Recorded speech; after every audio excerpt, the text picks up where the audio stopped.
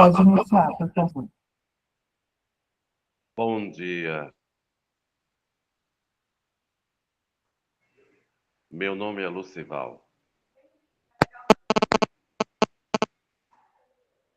Om Namo Bhagavate Vasudevaya. Om Namo Bhagavate Vasudevaya. Om Namo Bhagavate Vasudevaya.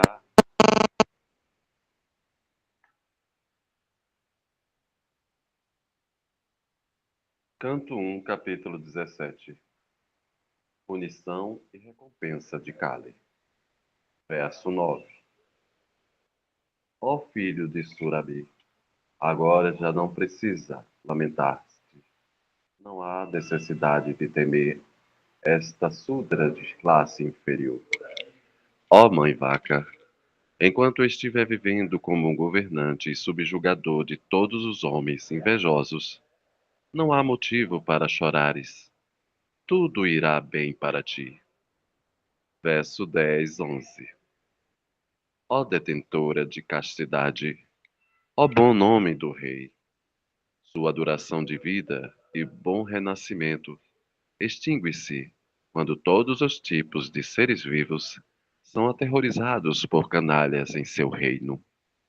É certamente o dever primordial do rei subjugar, primeiramente, os sofrimentos daqueles que sofrem.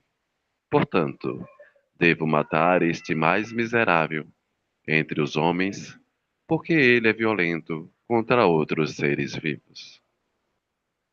Repetição. Canto 1, capítulo 17. Punição e recompensa de Kali. Verso 9. Ó filho de Surabi, agora já não precisa lamentar-te.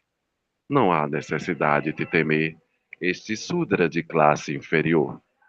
Ó mãe vaca, enquanto eu estiver vivendo como governante e subjugador de todos os homens invejosos, não há motivo para chorares. Tudo irá bem para ti. Verso 10, 11.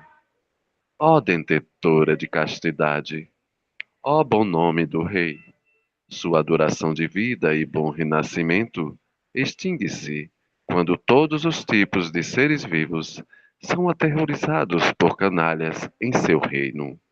É certamente o dever primordial do rei subjugar primeiramente os sofrimentos daqueles que sofrem. Portanto, devo matar este mais miserável entre os homens, porque ele é violento contra outros seres vivos. Gratidão, Namastê, Hare Krishna. Gratidão, Namastê, Hare Krishna. Om Namo Bhagavate Vasudevaya. Om Namo Bhagavate Vasudevaya. Om Namo Bhagavate Vasudevaya. Om Namo Bhagavate Vasudevaya. Chakshurumilitayana Kashmarish Vikujavinana. Hare Krishna. Então, nós continuamos, né, nesse capítulo, onde o Dharma está sendo castigado, onde o Dharma está sofrendo, né, as consequências da era de Kali, e aí a gente vê essa afirmação que ele faz, né, que o Shudra está vestido como um rei, né, o Shudra, ele está...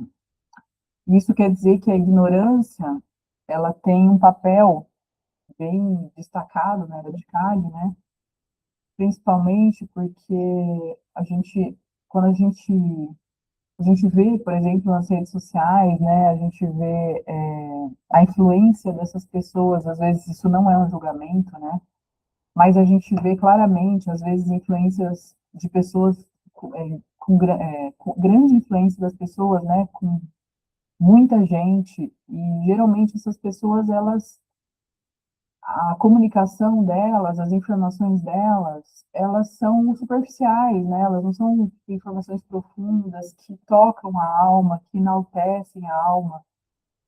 Geralmente, às vezes, são informações, é um conteúdo que deixa a pessoa, às vezes, mais ansiosa, né? Às vezes, mais desejosa de coisas materiais, então mais perdida, né? Então, as pessoas que estão em voga na era de Kali são as pessoas principalmente mais materialistas, né?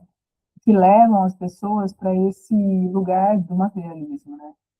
Então, a gente pode ver que a ignorância, ela impera na era de Kali, ela está em toda parte, e ela é vista como o certo, né? Então, como ele fala aqui, difícil, né? Hoje em dia a gente ter um governante, um rei não, um governante, um presidente, né? Alguém que leva que caminha no Dharma, né? Então, difícil a gente ter alguém que cuida das coisas conforme o Dharma. Isso já a gente já está numa situação mais delicada da era de Kali, né? Mais escura da era de Kali, então a gente vê esses reflexos a todo momento, né? Esses reflexos de ignorância, de escuridão. E dentro do que ele fala no verso aqui, a cultura védica ela é pautada em ahimsa, né? Não violência. E a gente vê aí cenas, né? De violência contra os animais, como a gente vê hoje muito, né? Os animais sendo assim, hoje em dia o normal é ser carnívoro, né? A gente as, as o vegetarianismo ele não é normal, então ele é às vezes até criticado, né?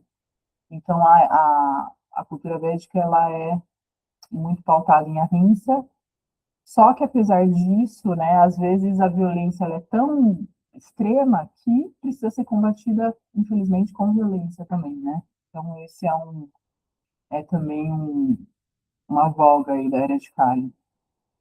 E aí é dito que a Maia, né, é uma floresta densa, escura, onde a alma desperta, né? E aí, né, nessa floresta existem muitos frutos dos desejos, né? Então a gente se alimenta com os frutos, né, de Maia, e nesse momento onde na era de Kali essa floresta está extremamente insalubre, né? Então, o ambiente faz com que a gente se alimente, né, desses frutos de Maia, dessa ilusão, e a gente cada vez mais se esquece da nossa natureza transcendental, nossa natureza infinita, eterna, sempre amorosa, sempre jovem. Então, apesar de estarmos numa condição temporária, né, com um personagem temporário, a alma espiritual, ela é intocada, né? Então, quando a gente se alimenta desses frutos, a gente esquece dessa condição nossa, né, espiritual, dessa condição eterna. E nesse esquecimento, a gente se conecta muito com esse corpo, a gente se conecta muito com essa forma e com tudo que envolve essa forma. Então, a gente está sempre muito no baixo, né? Muito no denso, nos chakras inferiores. E quando a gente tem que procurar nessa floresta não é fácil, mas existem árvores do conhecimento. E quando a gente come os frutos do conhecimento e se alimenta, né, das coisas do espírito, da alma, a gente consegue ter uma clareza e no meio dessa escuridão a gente consegue se iluminar nossa consciência. E aí quando a gente começa a entrar no caminho do Dharma, quando a gente começa a se conectar com o Dharma, a gente pode sim é, fazer com os nossos chakras, se conectar com os nossos chakras superiores e encontrar o caminho da transcendência, né? Lembrar sempre, né? Cantar o Mahamantra, entrar no sadhana. É difícil, às vezes, a gente, né? Às vezes, o sono, a era de Kali, ela está muito conectada à ignorância, ao modo da ignorância. Então, a gente sente cansaço, sono, né? Então, a gente tem que sempre batalhar contra isso e acordar cedo, né? Às vezes a gente vê que a gente tá cansada e tudo, e quando a gente acorda e faz o sadhana, a gente fala, nossa, ainda bem que eu acordei, ainda bem que eu entrei nessa vibração, né? Ainda bem que eu coloquei luz na minha consciência e a gente se sente super bem.